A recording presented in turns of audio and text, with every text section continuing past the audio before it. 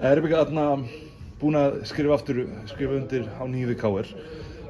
Ertu spennt fyrir næsta tímabili, sérstaklega með því að Emma og Sara Rún séu komin í liðið aftur? Emma er komin í liðið aftur og Sara er komin frá Keflavík.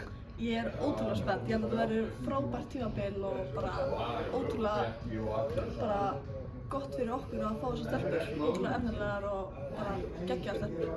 Hvernig ertu búin að tala eitthvað við Sörun? Var eitthvað skrítið að fá besta leikmann Keflavíkur eftir að þær sturtu ykkur út úr úrslitakeppni?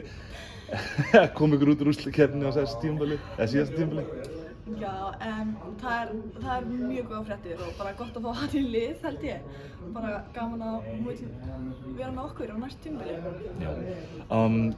Þú varst alltaf valinn KR-ingurinn og bara áttir geðveikt fyrsta tímabilis. Nýliðarnir KR bara fóru urðu næstu deildarmeistarar og tóku og ykkur var ekki sturtað út af Keflavík. Þið unnuðu nokkra leiki og bara það leit alveg út fyrir að þið getið farið í undanúrslit.